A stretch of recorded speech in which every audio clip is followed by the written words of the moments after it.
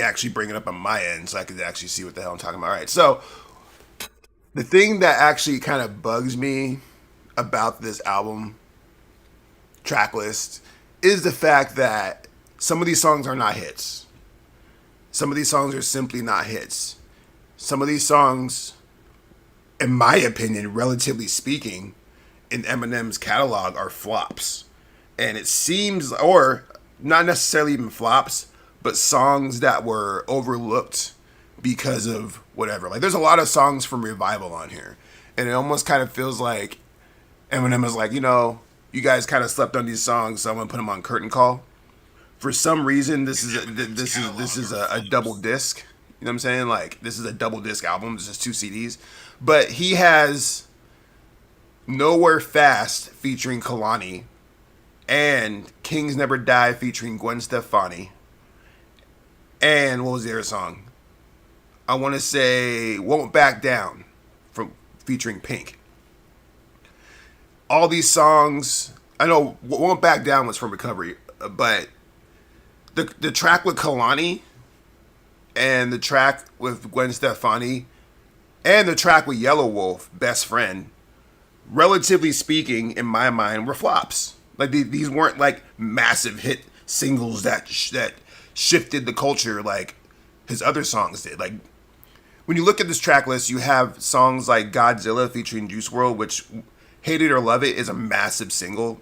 That was a massive hit. I think that video is approaching a billion views. How many videos? Let me actually make sure I'm right about that. But that song alone is easily Eminem's biggest hit in recent years. And the timing of it was just crazy because that song came out right before or right after Juice WRLD died.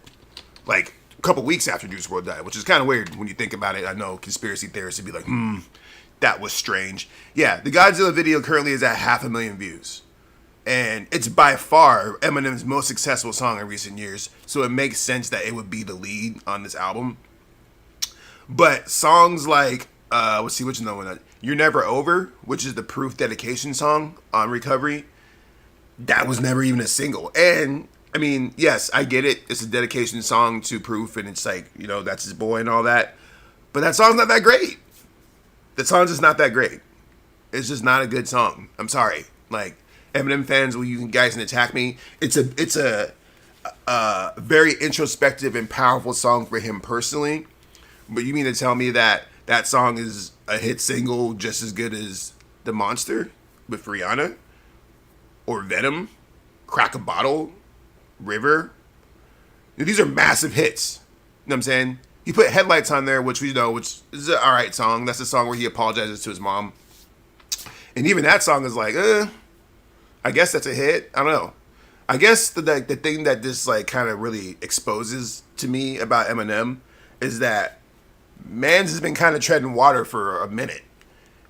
Also, at the same time, he's been evolving a little bit. Like, his album, I think personally, some of his albums' deeper cuts are fantastic. One song that I'm glad that's on here that was never a single was, where is it at? Legacy. I thought I saw Legacy on here. Am I tripping? No, I'm tripping. I guess it's not on here. I thought Legacy was on here. But anyways, a song like Legacy from the Marshall Mathers LP2 is a fantastic song. It's actually one of my favorite Eminem songs that he's ever done. Or the song like Deja Vu from Relapse was a fantastic song. One of the best songs he ever done. And like, the thing about Eminem albums is that most Eminem albums are filled with a lot of fluff. Like, a lot of features and a lot of like female singers and a lot of like kind of commercially tracks. But I could easily say that almost every single Eminem album has a song on there that is crazy. Like, just really, really, really, really good. At least one or two. Every single album, I can say that. Yes, I'm even talking about Encore. There's a couple of songs in there that are fucking incredible. And so when I look at this track list, it's like, man, this definitely was a combination of studio influence and Eminem trying to reintroduce us to stuff. Because like I said, the song with Gwen Stefani, in my opinion, was a flop. He's got the new song from the Elvis soundtrack with CeeLo Green. That song is terrible. I'm sorry. It's a crappy song. But why doesn't he have like Eminem like Forever on there, or even his diss track with what's his face, Machine Gun Kelly, like the one that was on Kamikaze. He has Fall on there, which is like that's a track where he disses Joe Budden and Tyler the Creator and all them. And that track slash situation was a single. So that's how I was gonna approach this when I looked at this. I'm like, oh, he's just gonna put all his singles. And when you look at this, most of this are singles. When you look at it, Godzilla single, Lucky You single, Lighters single, Nat was a single, Cinderella Man was not. Walk on Water, terrible fucking song, easily one of the worst songs Eminem has ever done. But it's on there. Rap God was a single. Love the Way You Lie was a single. Won't Back Down, I don't think was a single. Like, I don't know. I might be wrong about that, but I don't think that was a single. Higher, I actually like Higher a lot. That's a great song. That was on his last album. And that's actually a good example of what I'm talking about, to where it's like his albums have amazing songs. I actually like Higher a lot. Higher is probably actually one of my favorite songs from his last album. Berserk is trash. I hated Berserk. Berserk actually was probably a tipping point for me when it came to my fandom for Eminem, because he was trying to redo the same shit that he was doing on all these other albums, and it was annoying. I hated Berserk. Anyways, Not Afraid. Not Afraid is like the sober anthem. So Not Afraid's a joint. From the new song with Snoop Dogg is actually fire. I actually really enjoy that song a lot. I've actually listened to that song a bunch. That's a great song. Snoop Dogg does his thing on that, and the beat's crazy. That's a fantastic song. Nowhere Fast with Kalani, not a single. That's just him trying to reintroduce us to stuff, I guess. He's like, hey, remember Revival? Fall was a single. We talked about that. Phenomenal. I'm not sure what song that is, actually.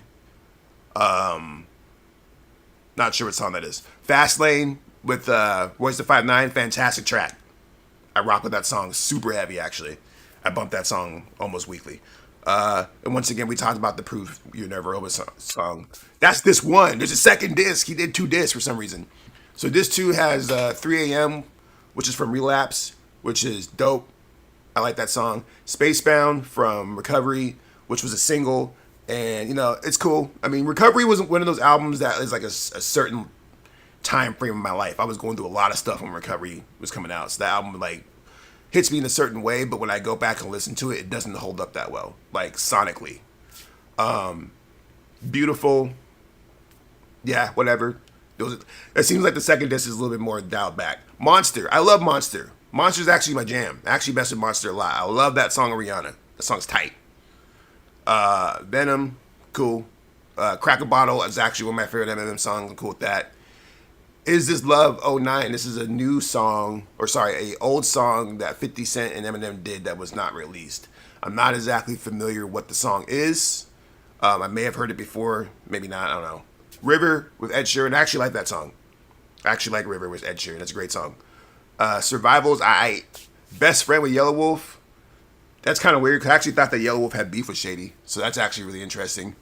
The Darkness song was a song about the mass shootings that he was trying to basically, I don't know, that Darkness song is a very weird song, because like basically he was trying to address all the mass shootings out there. It was a lead single to his album, and it's like one of those things that in hindsight is super fucking cringe. At the time it was like, oh man, we appreciate this. In hindsight it's like, I don't know about that song. That's a super weird song in hindsight, especially as the mass shootings continue. Eminem has tried to save the world multiple times since he overdosed. Basically, I feel like man's overdosed, went into some type of fugue state, and came out, and he's like, there's actually a story in the sense that Eminem actually forgot most of his lyrics and his ability to rap when he had his overdose and had to learn how to rap again. And that's why his style is so different. And so what's fascinating about that is that on a Revival, he really tried to save the world. He was really out there trying to like fight Trump and do all kinds of stuff. And so it's just interesting to me that with the Darkness song, he was kind of trying to do the same thing. He was trying to be like, yo, mass shootings are bad. And we're like, we know Eminem. Come on now. Anyways, Kings Never Die with Gwen Stefani, I thought was a terrible song, but I don't know why he put it on there. But like I said, maybe he's trying to reintroduce people to a new audience. I don't know. But no one's talking about Gwen Stefani right now. I like Gwen Stefani, but whatever. Do what you think. Do what you need to do, Eminem. Do what you need to do. No Love with Lil Wayne is a no brainer because that's an amazing track, and that has Lil Wayne on it. So you're gonna put that on there.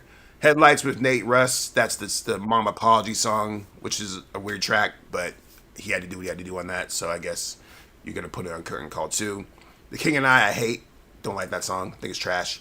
And the last song, Farewell, is a new song that we haven't heard yet. Overall, I mean, this is it's kind of expected. Honestly, I really was hoping that Eminem would just drop a new album because Mans did the Super Bowl. He went into Rock and Roll Hall of Fame.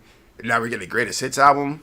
And the last song's called Farewell. Are you leaving? I'm sure a lot of people will actually appreciate that because Eminem is probably one of the most polarizing artists of our time. And I actually appreciate him for that because I like polarizing stuff. I like the uncomfortableness and the discussions that come from that man and what he does. Anyways, let's get to the other half of this daily Q. I want to talk about influence culture and how it's homogenizing and indoctrinating everybody. We're becoming slaves to the algorithm.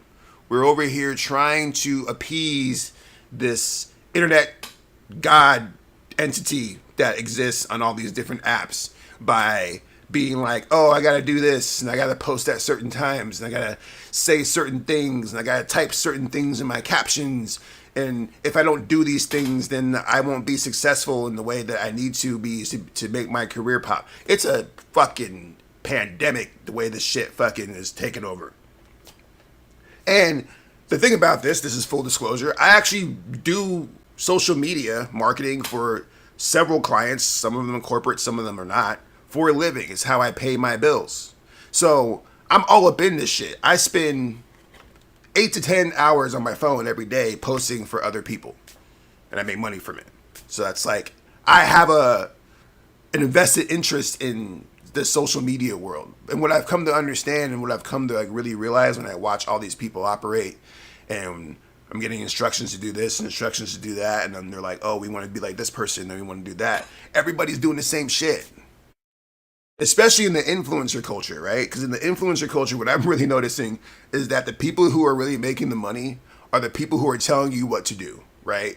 Oh, like I go on YouTube all the time, just like look up like Instagram tips and all this stuff. And these people over here have millions of followers because there's people out there trying to figure out how to fucking break the algorithm. So dude will go on YouTube and be like, oh yeah, this is Instagram update video about how they changed their algorithm and everybody wants to know, so they're going to look it up, right? These people are making more money than the people who are trying to actually be the influencers out there because influencer culture has become so tunnel vision, right? What it means to be an influencer right now is basically just having numbers and having some type of aesthetic, right? It's getting kind of wild. And then the artist side of things, artists are now starting to think about, oh, it's not even starting things, it's been this way for a while, are starting to really think about, oh, I need to figure out how to appease my masses with my music. I need to encourage them to like and follow. I need to do all these different things. And there was a conversation on my Facebook post yesterday about, I don't like it when you all tell me to like and follow your page. And what I mean specifically, I'm talking about those specific words and that phrase being pushed to me is a trigger for me at this point. And a lot of it has to do is that I'm exposed to it all the time. I'm over here scrolling through people's pages. I'm making videos for these influencers and they all say the same shit.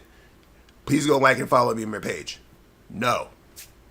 And I've been telling my clients that we got to get off that. I'm like, yo, we don't got to tell people to like and follow. The algorithm, the way that this algorithm works nowadays is that if your content is good, people will like it and people will follow it. That's the culture that we're in right now. These algorithms are so, especially on TikTok and Instagram Reels, where they're trying to do this thing where they're trying to like get you these dopamine hits. They don't really care if you're out there saying like and follow. The content's fire and people press like and follow, then they're gonna do it. You prompting them doesn't change that. Now, there was a discussion on my page about whether this was true or false, and honestly, I don't really even know. Because I'm over here doing my thing and I'm seeing the results from my personal end. But that's the thing that's fucked up about it is that this whole algorithm is so ahead of us. And that's like where things get scary, right? Because we're now, as time progresses, we're becoming more reliant, on AI and, posting at certain times and having certain SEO keywords in your stuff. And all this stuff takes away from the artistry. right? I should be able to post a video at 3 a.m. in the morning if I want to and have that shit bust for all the people who are up at 3 a.m. in the morning. But the algorithm won't let that happen. The algorithm will tell you, no, you need to post at 10 a.m. because 10 a.m. is when all your followers are on there. And if you don't post at 10 a.m., if you post at 2 p.m., you're gonna miss out on all those eyeballs. And it's like, why the fuck is that? Why is the algorithm designed to that format? And that's what fucks me up. Because I said I do this for a living. I make money doing this for other people. And so it gets, to me, it's like, man, the game is really homogenized right now into this weird data-based lifestyle flow. Back in the day, on a Tuesday, you used to be able to just post content and it would be on there. Real-time algorithm, right? If you see it, you see it. And honestly, like, think about MySpace. For those of you who were around for the MySpace generation, one of the dopest things about MySpace back in the day was the My Bulletin section. So the way the My Bulletin section works is literally how the timeline on Facebook was supposed to work before the algorithm got all fucked up. So essentially what it was supposed to be was that, oh, you go to My Bulletin and you make a post and the post goes into the bulletin section, and then when you click on bulletin, whoever's post is in the bulletin section is whose post you're going to see. So if you're online at that time and you click on it, then you get to see the bulletin post as long as you're following that person. It's very straightforward. That was the algorithm back then. And so, I mean, it gets kind of fucky because obviously over time, people started to expose that, right? They'd be like, well, I want people to see my stuff all the time. So they'll go on the bulletin and make 18 posts all day. So when you go on there, you just saw their posts all day. So they had to change that and be like, oh, well, we're going to base this off of the things that you like to see or whatever. And that's how we got to where we're at now. I glossed over a lot of shit to get to A to B because I'm trying to keep this short. But the point is that we have become slaves to the algorithm.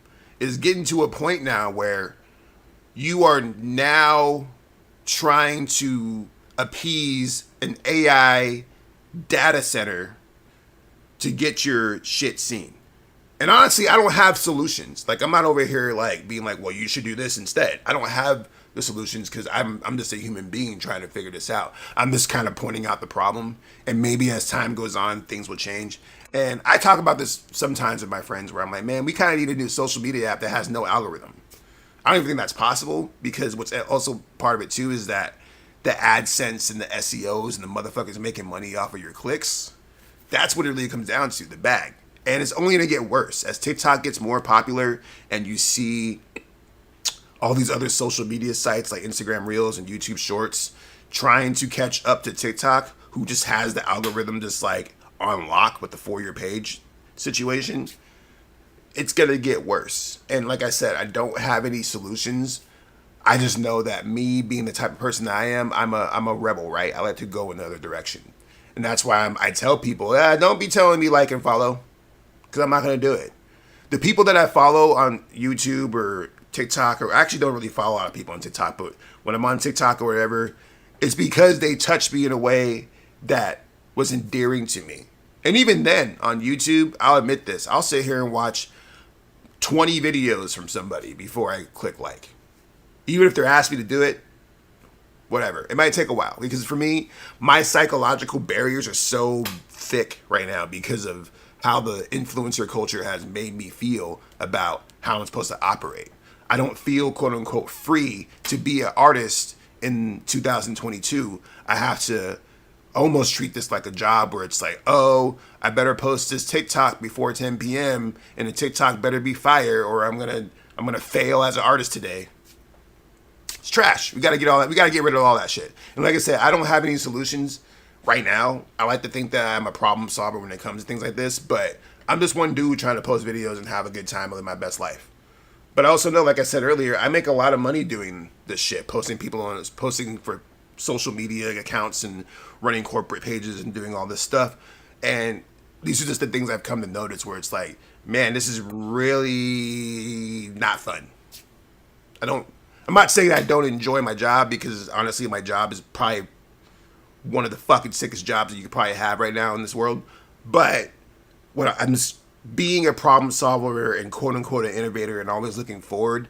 I see these patterns becoming very detrimental to people's mental health, people's career trajectories, and people's artistic voices. And TikTok is terrible at this. I talk about this all the times where it's like, you go on TikTok, right? And you post a video of you post a video of your new song, right? And it gets 250 views, maybe a couple likes, maybe a comment from the homies, and you're like, damn, that sucks. And then so the next day, you decide to make a video ranting about Power Rangers.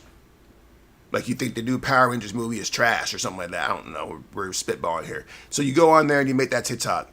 And you wake up the next day and it has 1 million views and 2,000 comments and 40,000 likes. And your shit's just all blown up, right? And so now in your head, you're like, man, that's crazy. Maybe I should take advantage of all this attention coming to my page. So I'm gonna post my music again, right? I'm gonna post my music because I got all this attention on my page. So you go and you post your music, and then that next video gets fucking 100 views and no comments, and you're like, oh, I don't get it. Like, why didn't this video? I have all these people on this post coming to my page and talking to me. They're not looking at the rest of the stuff on my page. That's the algorithm, bro. That's the algorithm fucking with you right there.